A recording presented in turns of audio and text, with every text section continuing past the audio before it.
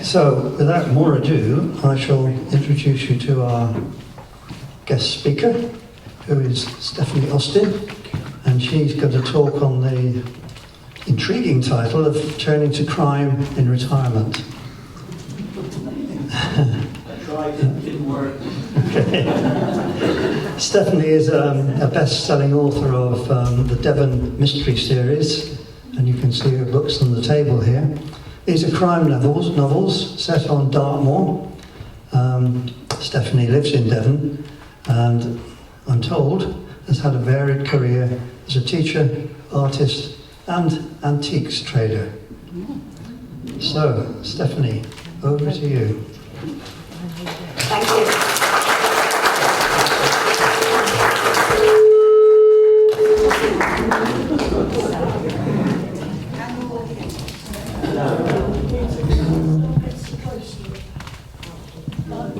No, it's nothing to do with that one.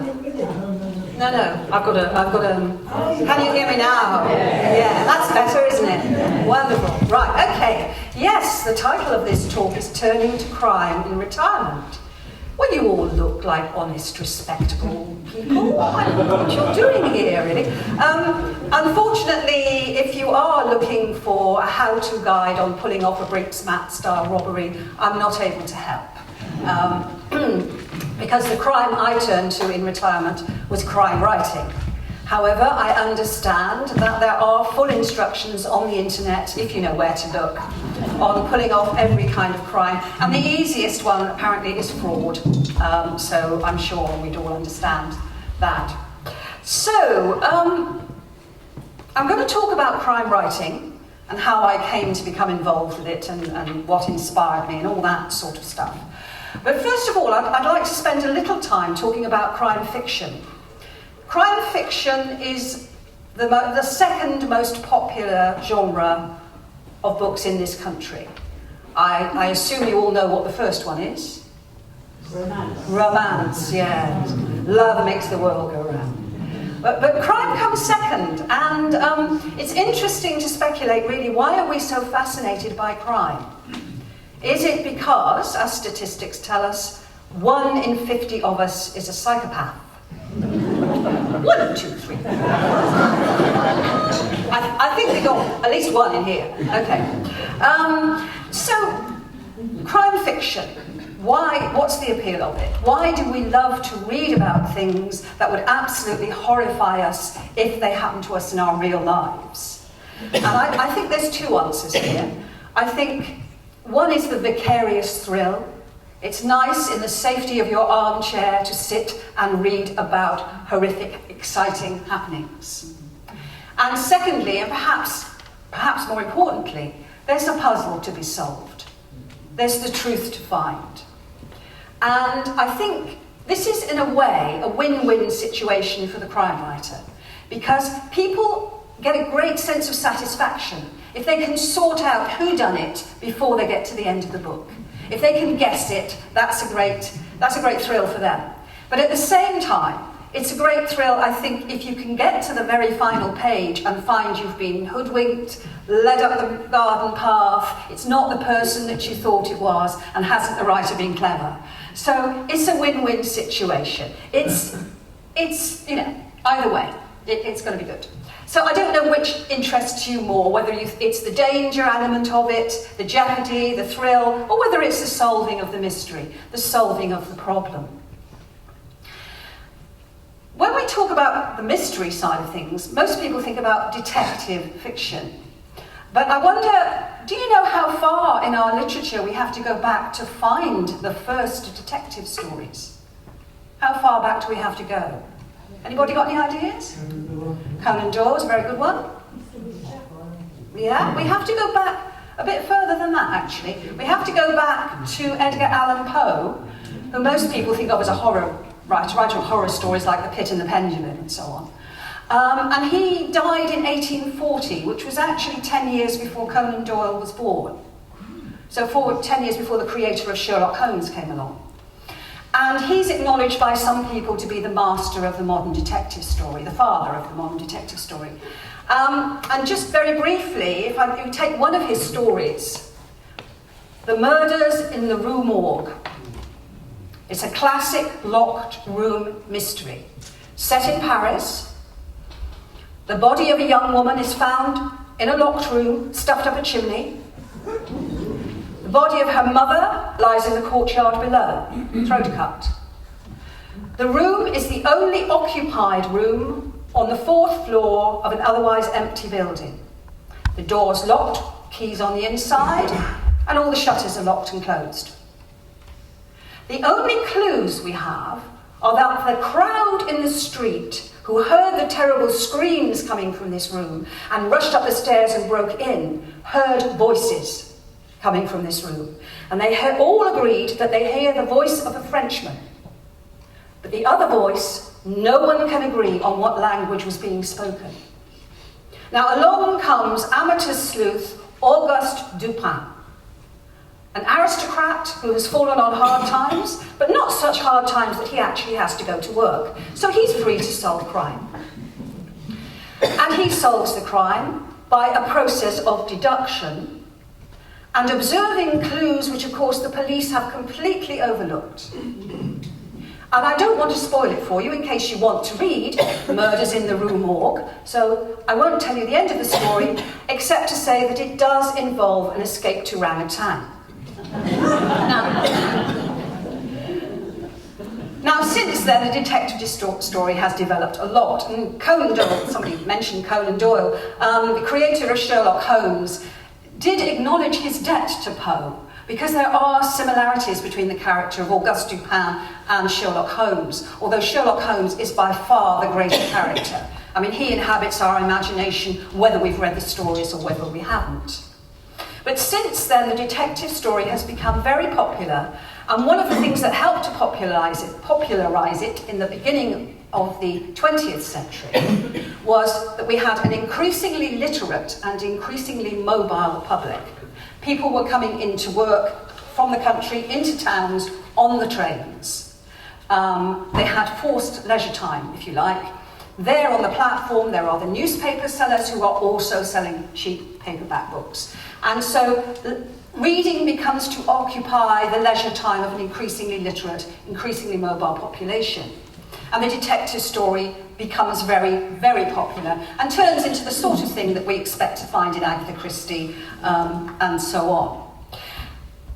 Part of the appeal, I think, is that in a crime novel, someone's world is ripped apart, often by violence, very often by murder.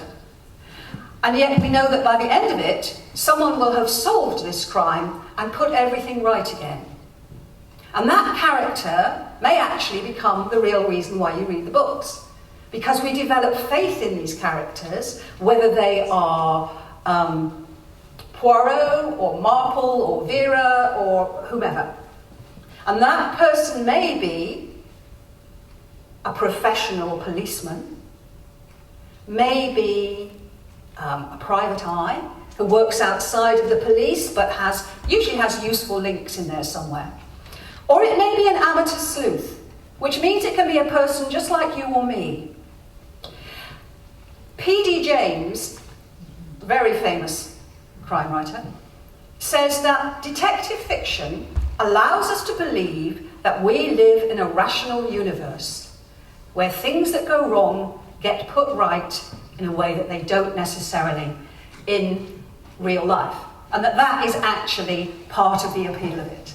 It's not that we're reading because we want to read about all these dreadful crimes, but we want to be reassured that, life has a rationality and things that go wrong get put right, and that the culprits, if not actually apprehended, at least find justice in some way or another. So, I was a great fan of crime fiction, and I've always read a lot. For part of my career, I worked for the Devon Schools Library Service, which is involved in putting books into schools. Not books for the class, not textbooks, but books that will aid teachers who are perhaps teaching a topic, and give them additional material, but mostly the books that go into school libraries that encourage children to read. And those can be fiction or non-fiction. I'm going to just give you a few figures a minute, because this is quite interesting. These are figures come from the National Reading Agency. And it says here, 1 in 6 adults in the UK struggle with reading, and 1 in 3 adults do not read for pleasure. The UK ranks 23rd out of 23 OECD countries for its literacy level among 16 to 19-year-olds. So a couple of years ago, the National Reading Agency and the Crime Writers Association got together and created Crime Reading Month. And that happens now every June, and it's a month to encourage us to read more crime. And the reason for that is that it's felt that crime, because it's pacey, because it's page-turning, because it's exciting, should encourage people to read. You know, these are good books for reluctant readers. So it's always been a great interest to me that we have this problem and how do we solve it. So I've always been interested in reading crime fiction, and I've always enjoyed crime fiction. So when I retired, having given the gardening and the grandchildren a couple of years, I decided, well, I'd like to have a go. I'd like to have a go myself. And people often ask, well, they always ask actually, how long does it take you to write a book? And I always say, because this is the truth, the first one took me 35 years, and since then I've speeded up. Because when I retired, the first thing I did was I thought I'd have a go at writing. I dug out a story that I had written at least 35 years before. And I thought, well, I'll dust this off and I'll read it, and if I like it still, and if I think it's any good, maybe I'll give it a go. So I dug out this story I had written many years before, and I remember banging it out on an old Amstrad word processor. Do you remember those with the green writing? Yeah. Well, back in those days, and I'm talking about the mid-80s, nobody much had a mobile phone. And if they did, it was the size of a house brick and it had a great aerial on it. Do you remember seeing those people standing around on corners? Me and my phone, yes? Yeah. So life had changed a lot, and I thought, well, I need to update it, I need to modernise it. And the point is that crime had changed quite a lot too, in the sense that 35 years ago, no one would have understood what was meant by county lines. Now, unfortunately, we all understand it. So crime had moved on, and I wanted my story to be contemporary, so the first thing I had to do was to update it. So I updated it. And then I thought, well, what do I do next? Well, I know that if you want to publish fiction in this country, there's a lot of competition and lots of people looking to find publishers. So the first thing to do is to find an agent. So I found an agent. I sent off to 3 agents, and one of them came back to me with a yes, and then made me rewrite it about 5 times before she was happy enough to send it off to a publisher. And the reason for this was the book-selling industry, be very careful what I say because I've got a lovely lady from Lisbon down here, and indeed librarians and everybody involved in selling books or promoting books and marketing books, they want to put you into a little category if they can. It's not just enough to say that you're crime. You might write psychological thrillers, and that's what they will want to market it at. You might write classic detective stories, and that's what they want to market it at. You might want to write cosy crime. And I found, much to my amazement, that that's what I had written.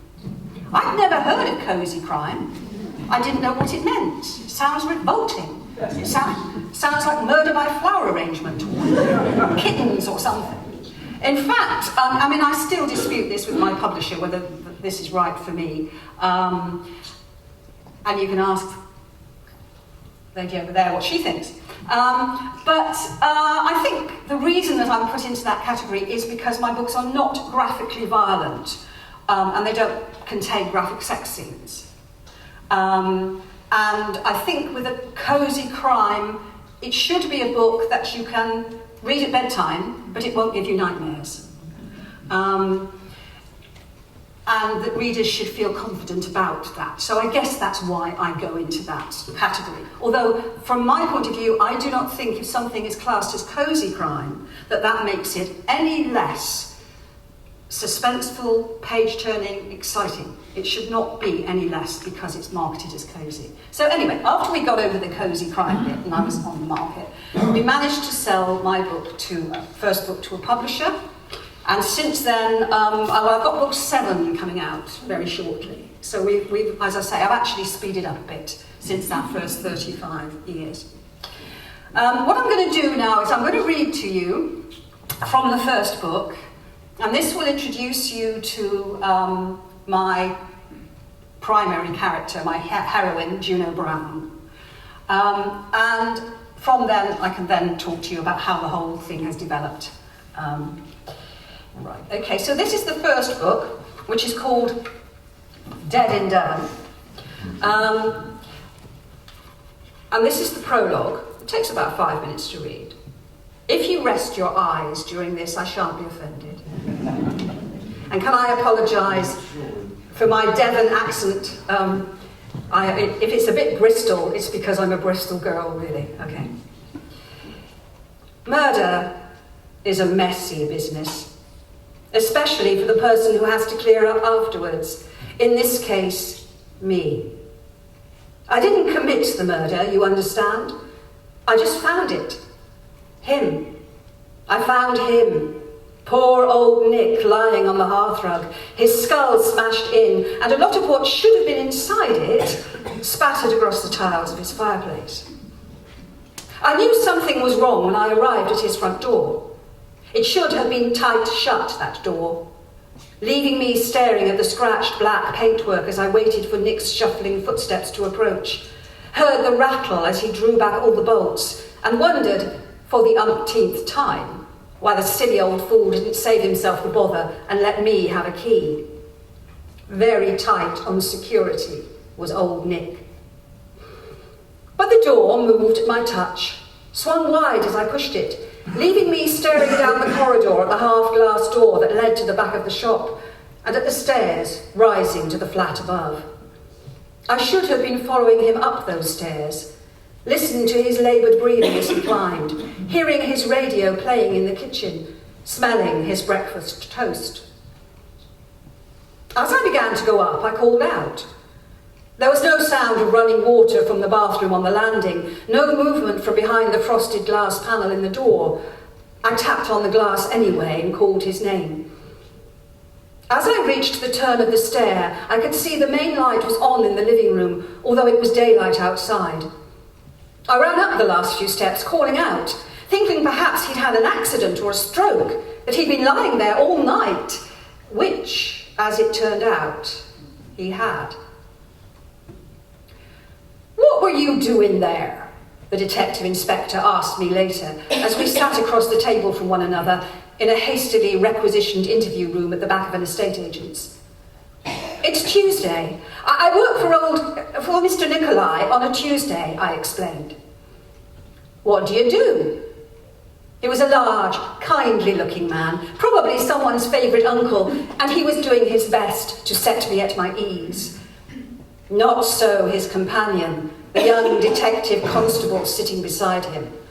From her there emanated an air of silent contempt, almost hostility. Perhaps she was practising her bad cop. Perhaps she just didn't like me. She was a striking-looking girl, ebony hair bobbed around a pale face and large, violet blue eyes, but her mouth was disapproving and small, almost lipless, like the mark left by a fingernail in uncooked pastry. "All sorts, furniture and things," I answered, "for Mr. Nicolai." I wasn't at my most coherent. "You're his cleaner?"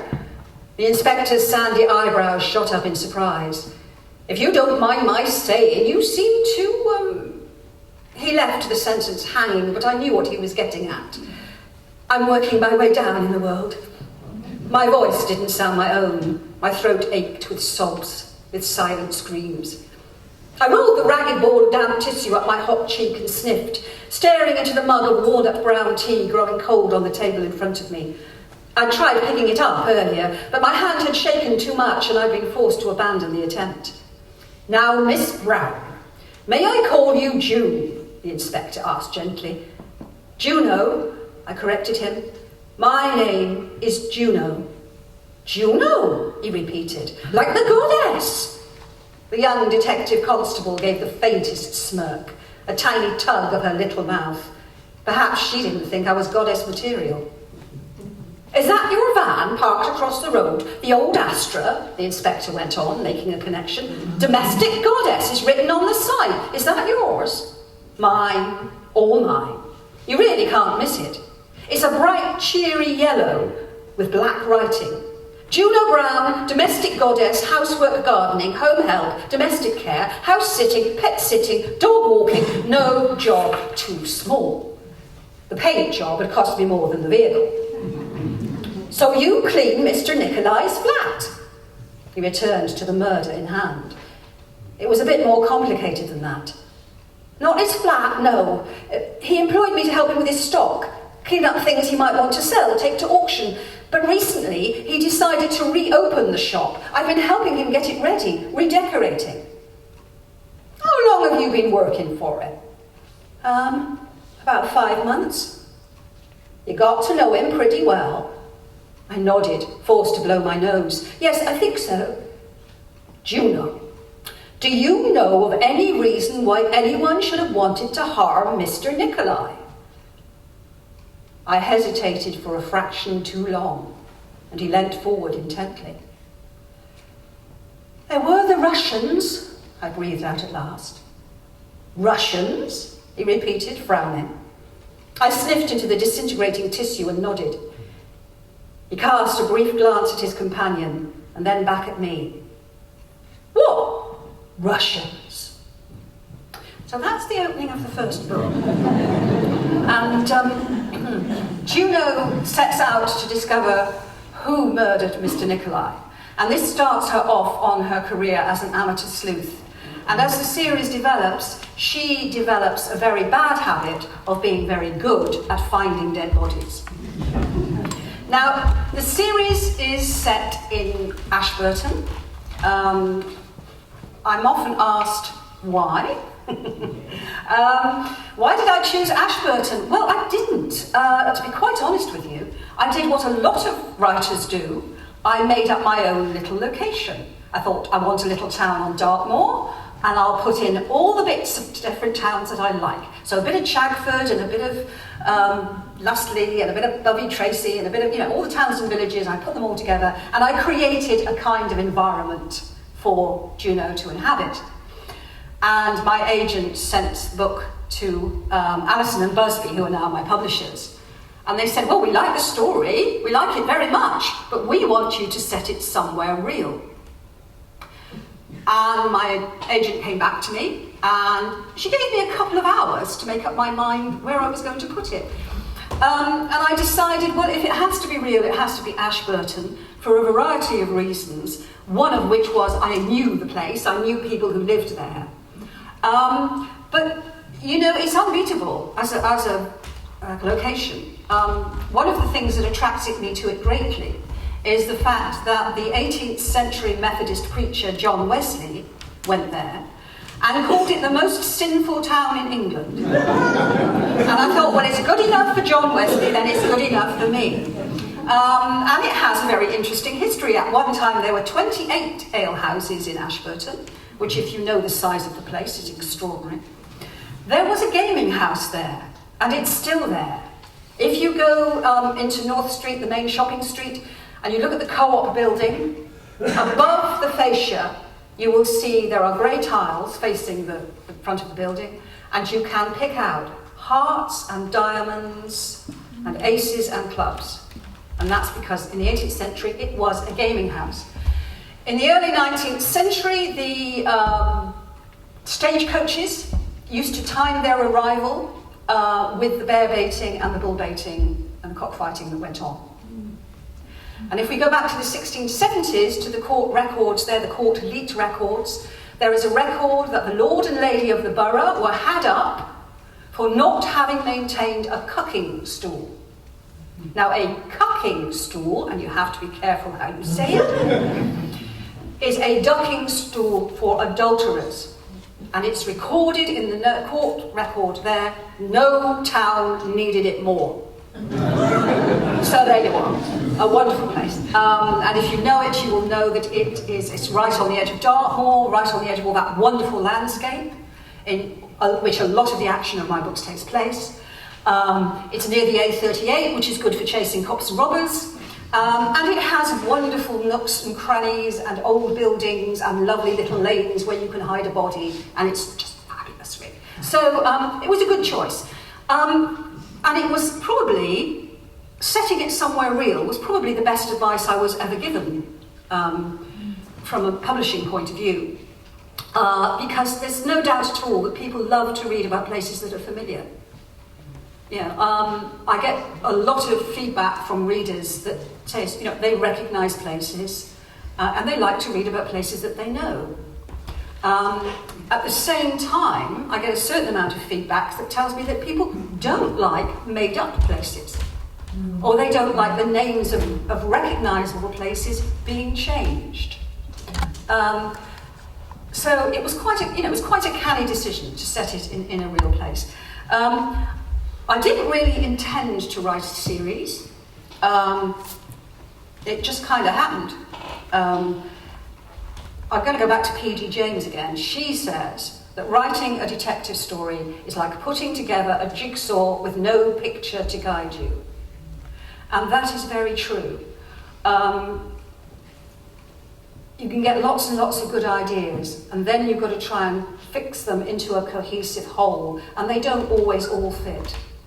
And you can sometimes end up with a lovely idea, but you just can't get it in there. Just can't get it in that story. And so, you've got a bit left over for the next time. And that's what happened with me after I'd finished Dead in Devon. I had a bit left over I wanted to use that concerned Juno, so we started the second book. And by the time I got to book 3, I think, we all realised that we were in a series here. And I have book 7 coming out in November, which is called A Devon Midwinter Murder, just in case you'd like to know. Okay, so one other question that I'm often asked is what inspired me to write about this? Because what happens with Juno, and it's something I should have mentioned, when Mr. Nicolai is murdered, one of the things he does is he leaves her his antique shop. So she becomes, by accident, an antiques dealer. And it's something that she knows nothing about, which is fine, because I don't know much about it either, in spite of having dabbled in it in the past. But it was this dabbling in the past that actually was the inspiration, or part of the inspiration, for Dead in Devon.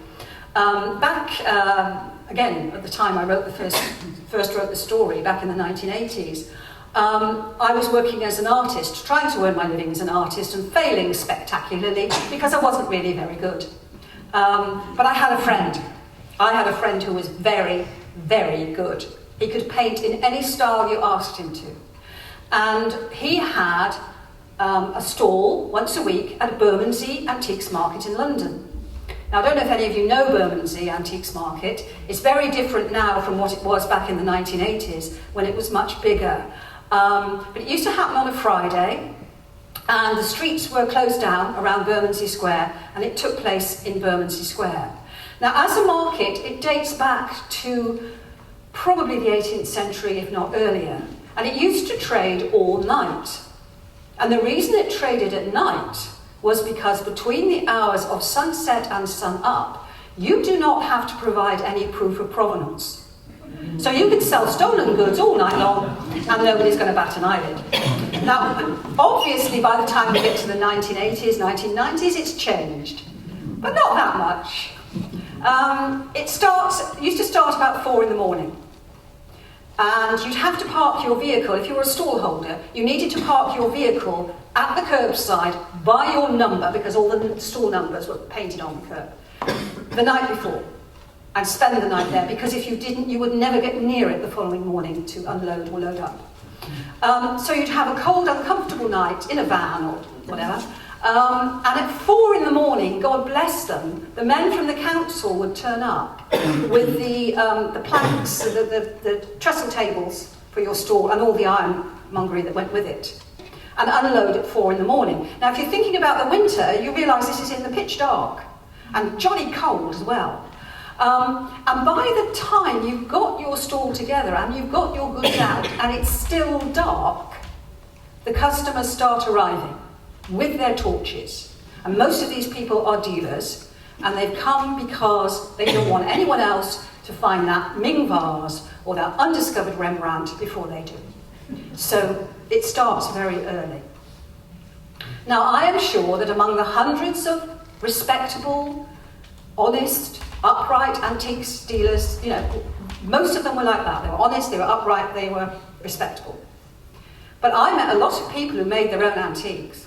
And I found out an interesting thing about my friend, because people would come up to him, and when I say people, I mean people who owned antique shops, people who had galleries, and they would say to him, "Tom, do you think you could do me half a dozen Victorian farmyard scenes for next week? Or half a dozen 19th century seascapes?" And he would. He would paint these little scenes, usually quite small paintings, paint these little scenes. And then he had a method for aging them. Once they were dry, as soon as they were dry, he had a means for aging them and making them look 100 years old. And I'm not telling you what it is, because it's in the first book, Dead in Devon. Tom was the inspiration for the character of Paul, who does the same thing. So that was one of the things that gave me that idea.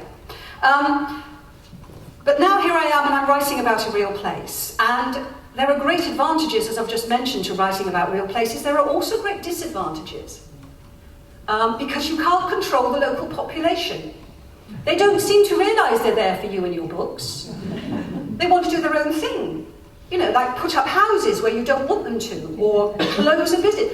Oh, Taylor's Tea Room is a famous, it's a popular location amongst Juno Brown and her friends as a place for tea. Now, I'm very glad I haven't tried to keep up with the changes, because they've closed down once, opened again as a gallery, closed down again, opened again as a wine bar, and now they're back to being a tea room. And I'm very glad I didn't try and keep up with those changes. But it's just an illustration of the kind of things you have to think about. For instance, there is a gentleman who owns land that is adjacent to the A38. And if you're coming from the Newton Abbot direction, you will see that he has spent a reported £25,000 on a prop from Star Wars. And there is this thing like a metal chicken that peers at you over the Ashburton sign. It's called a Skywalker, I believe. And it doesn't exactly fit in with the kind of Ashburton that I'm trying to, you know, create and sell, if you like. So you can't stop the local population doing what they do. If you're writing a series, though, you do have to make a decision about whether your characters are going to stay the same and the location is going to stay the same, or whether you're going to allow it to change. And if you're going to allow it to change, and you're going to allow your characters to change, then that is something then that you have to keep very strict eye upon. You know, if your heroine, for example, is growing older, as mine is, then she has to grow older at the same rate as everybody else. You know, there's no good a child being born in one book and they're 7 years old by the next one, and everybody else is more or less the same age. So that's the kind of thing that can make life a little difficult.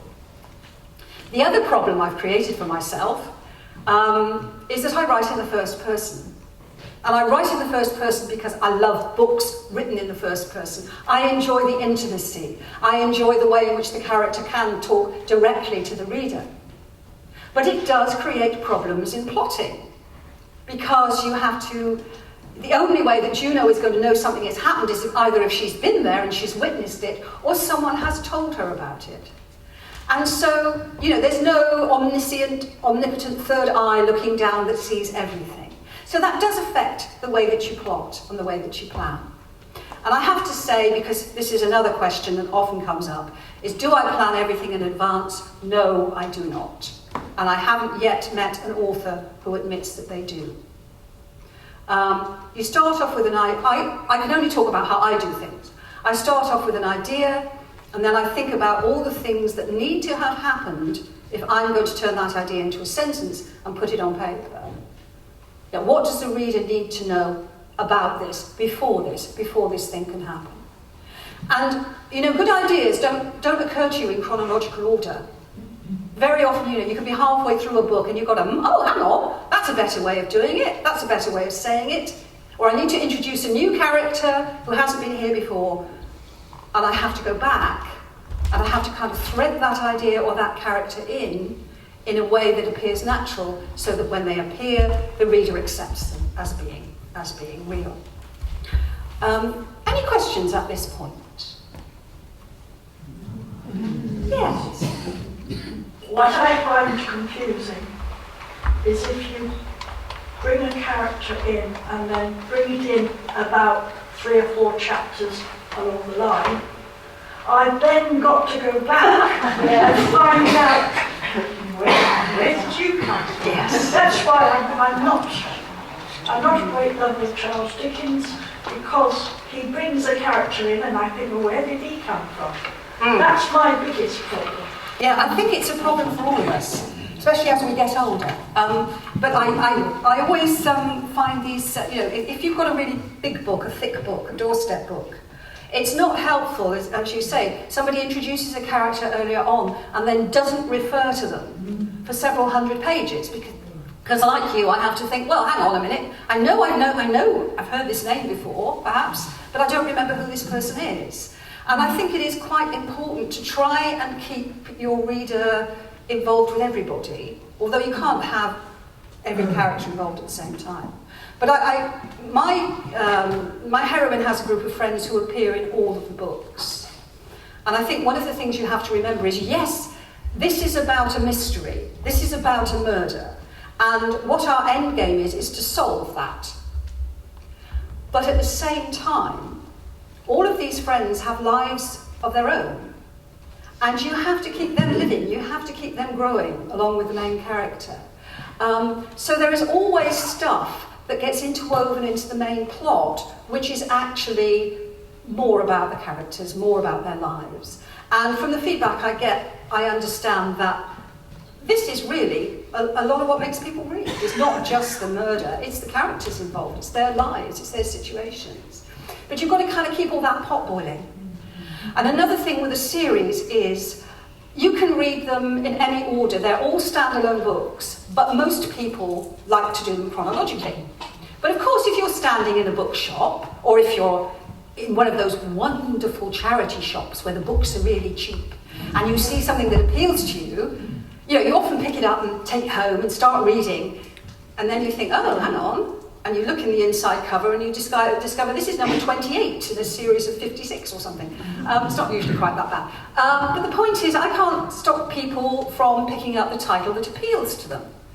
So what I have to make sure of is that in every book there is a clear explanation of who is who, and what's what, and where's where, so that they understand what's going on. And it is a challenge every time, particularly when you're trying to create an opening of a book that will draw your reader in, to also make sure you get all this information in, and each time try and do it in a way that is fresh and original, and is not going to bore the person who's already read it 5 times. Although I find as the books come out roughly once a year, and so that comes out in hardback, and then the paperback will come out 6 months later. And a lot of people, of course, will wait for the paperback. If they're like me, they've read dozens and dozens of books in between. They actually don't mind a little reminder of who's who and what's what and where's where. It's helpful. So I don't feel quite so bad about it as I used to. But it used to bother me a lot about how do I do this each time and make it fresh. Yeah. Any other questions from anybody? Yes. You've obviously based it on Ashburton, which is a beautiful setting. Have you ever been tempted to introduce characters that you know in Ashburton's book as main characters? I haven't, because I don't want to get sued. It's more like, I do have 1 or 2 characters in my books who are based on people I've known. But it's traits of theirs rather than, the whole character that I might focus on. let me give you an example. My husband and I, before we retired, our last job actually, we worked in a residential job together. We were managing a block of sheltered flats in Torquay. And there were 30 flats, and part of our job was when someone was away to check in on that flat and make sure everything was okay. And when we took the job on from the existing managers, they said, now when you go to number 26, don't worry, it hasn't been burgled, it always looks like that. Because it looked like an exploded suitcase, because the dark lady who lived there, she wasn't there very much because she was determined to spend all her money on cruising if she could. She said she got much better care on a cruise ship and it didn't cost her as much as she would in a care home. So she spent most of her life cruising. So she would come home, unpack, and I mean, we used to help her down from her flat with her suitcases, and there would be about 8 sort of stand-up ones and then 3 or 4 vanity cases. And she'd go off with this stuff and then bring it back and unpack it all and then pack for the next cruise. That's how she lived. She had an award from Saga for being their most loyal customer for the last year. And in between times, because all this was so exhausting, she would just lie on her bed with the remote and shop from the TV shopping channel. That's what she did. And she was a lovely lady. I mean, she didn't have a bad bone in her body, but at the same time, she was totally indolent and, you know, looking after herself. As she became the basis of a character called Mrs. Barclay Smythe, who is always cruising, and who is likewise a lovely lady. I think you have to be careful with people. I met an author the other day, quite a famous author, who told me very confidently, people never recognise themselves. I'm not so sure about that one. And I wouldn't want to find out the hard way. No, it's tempting sometimes, but as I say, usually it might be a particular trait of somebody that I might decide to use, but I wouldn't actually say, well, that's so-and-so there, and I'm just giving them a different name. I think that would be unkind. For the same reason, I don't use people's real houses. I mean, you can go to Ashburton, and you can walk down North Street, and East Street, and West Street, and go in the old Exeter Inn, and all of those things I've mentioned in my books. But when it comes to individual houses, those tend to be fictional. Because the last thing I want is people going and knocking on someone's door and saying, does Juno Brown live here? It's not fair. It's not fair. So I'm careful. So there is a kind of blurring around the edges. My Ashburton has a blurring around the edges. And some of the streets are elasticated a bit to fit other things in. But I do have fun with people. I do have people who walk around and say, well, I've worked out, I know where Old Nick's shop is. I've worked it out. And I say, okay, tell me. And they tell me, and they're always wrong, and because it doesn't exist. And I always say, yes, that's right.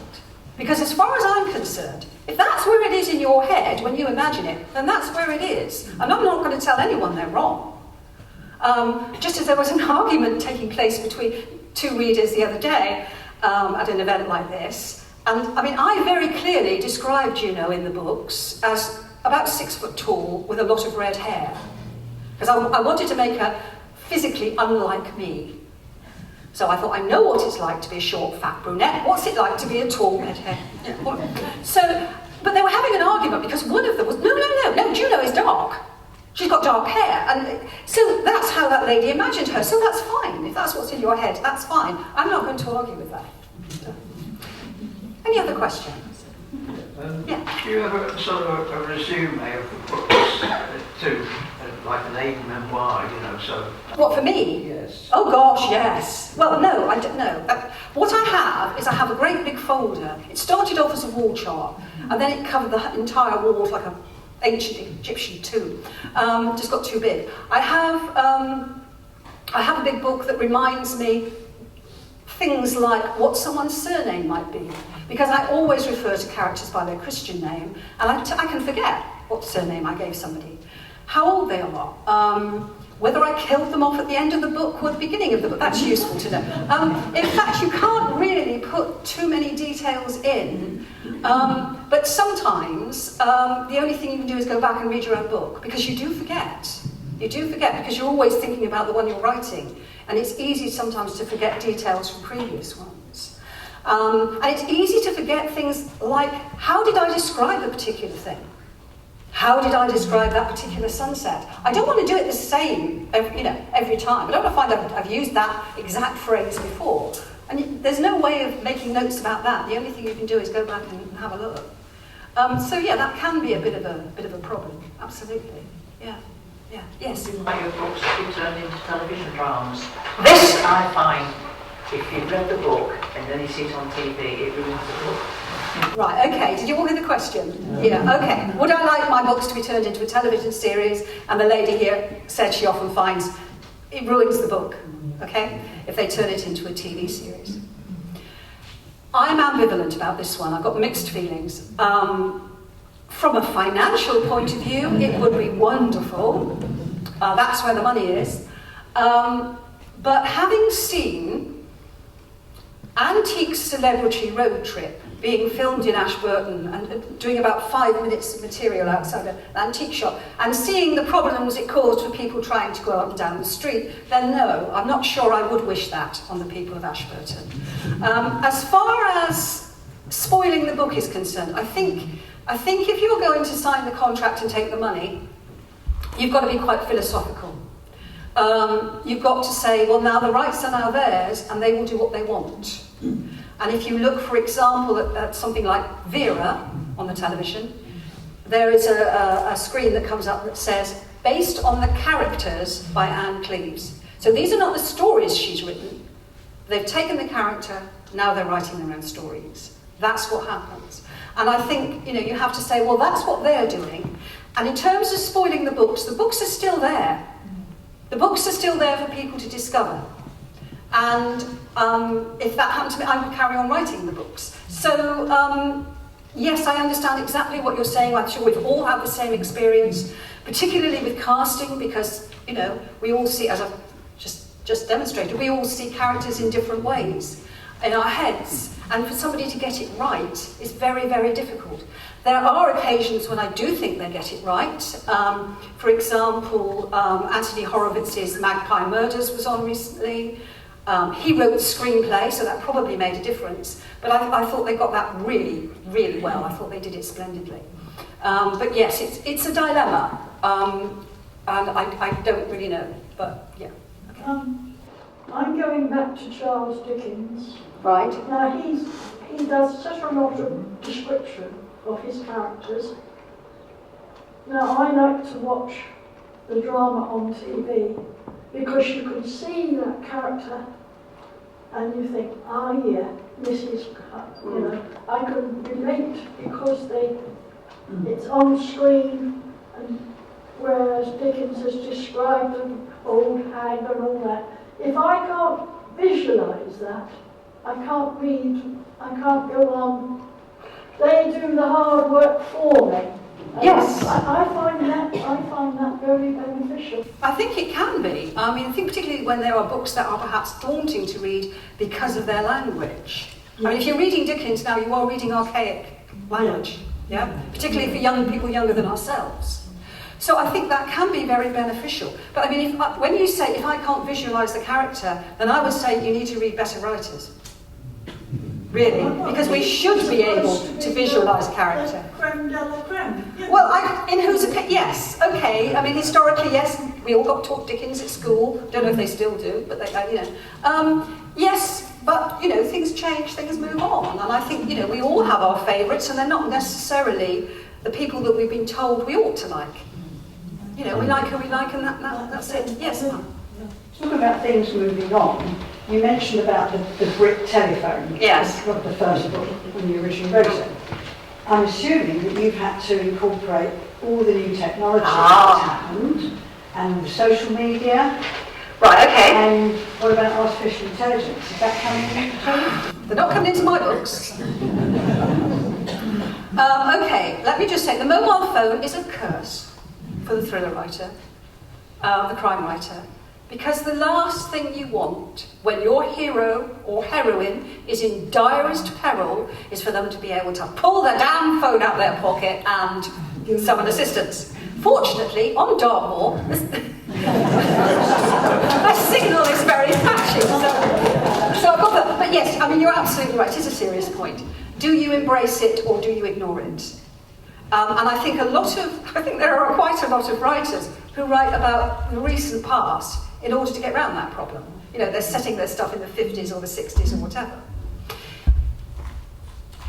It depends. I mean, some books you read these days and they will have emails in the text, all that kind of stuff. There will be a heavy reliance on things like CCTV. The dark web may well be the place that the villains inhabit.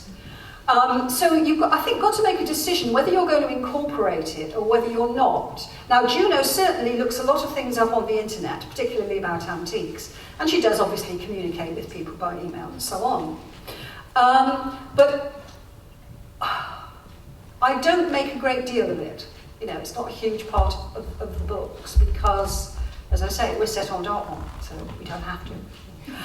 When it comes to AI, it is certainly something that I don't intend ever to have any dealings with. I know that some writers use AI. The whole idea absolutely horrifies me. What we're going to do about it, I don't know. The Society of Authors is working very hard to try and protect us, but it's very difficult. I read something, I think, in one of the Sunday papers the weekend, that Amazon is going to do its best to stop the book market being flooded with books that are written by robots.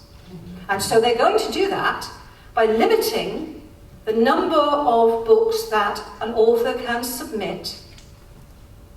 And this will show you the scale of the problem. They are limiting it to 3 novels in one day. That's going to do a fat lot of good, isn't it?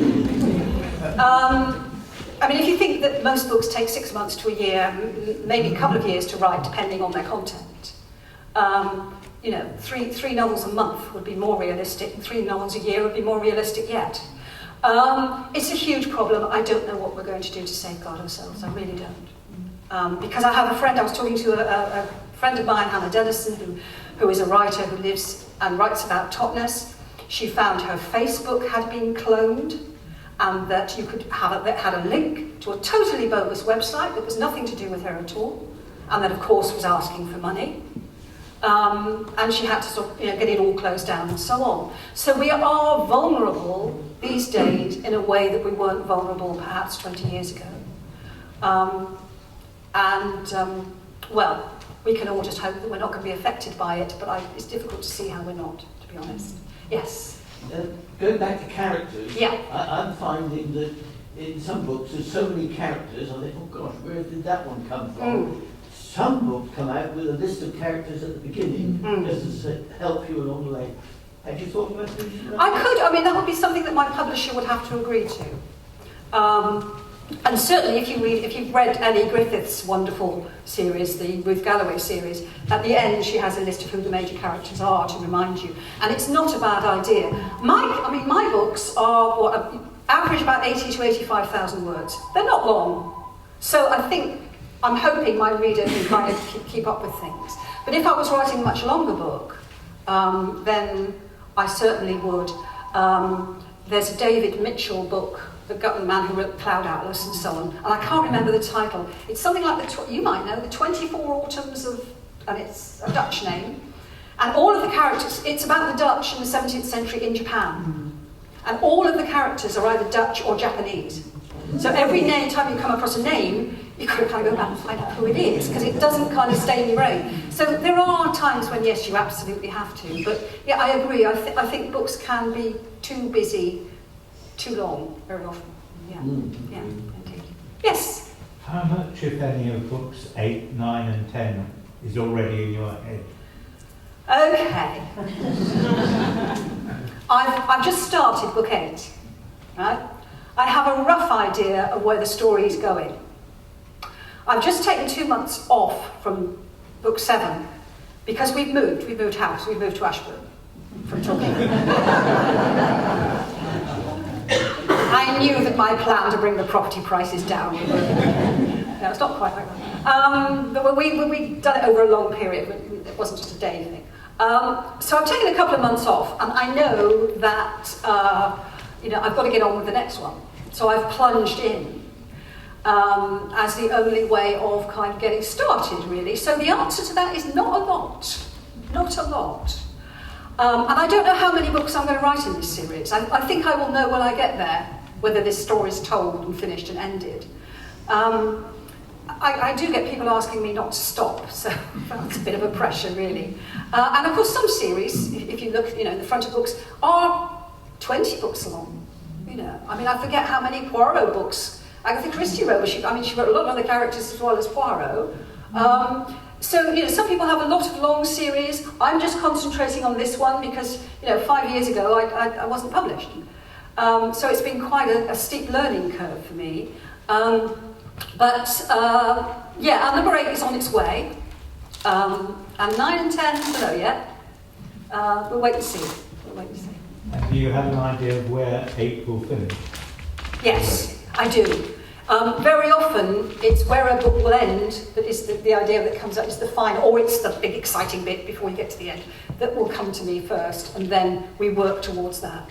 So it's like a signpost along the way. Yes? Your publishers wait for you to publish. They do, but then after a while I'll get a little, usually via my agent, a little contact to say, have you any idea when the next one's coming? And so then we fix a deadline. So I imagine that will be happening very soon, and we'll probably fix it for April.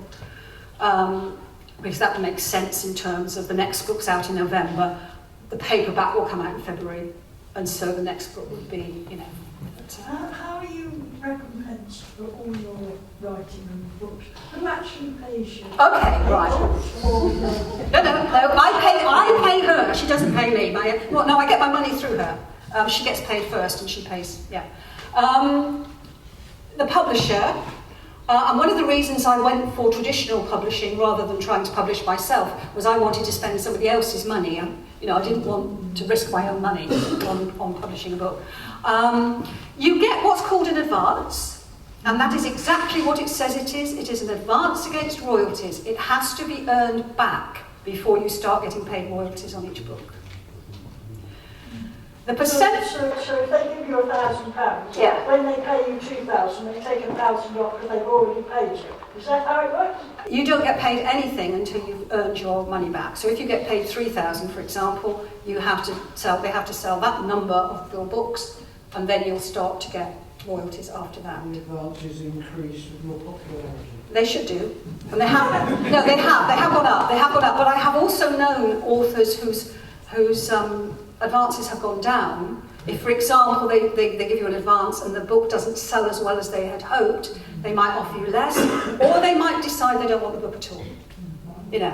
And you get your advance, and it's not a lot of money unless you're Richard Osman.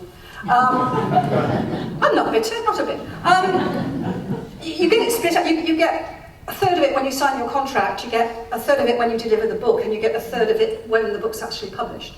So it gets strung out anyway. And then sometime later, when you've earned that money back, you will start to get royalties. So it's not a quick fix where money is concerned. And if I had any advice, people say, what advice would you give to an aspiring writer? I would say, don't do it for money.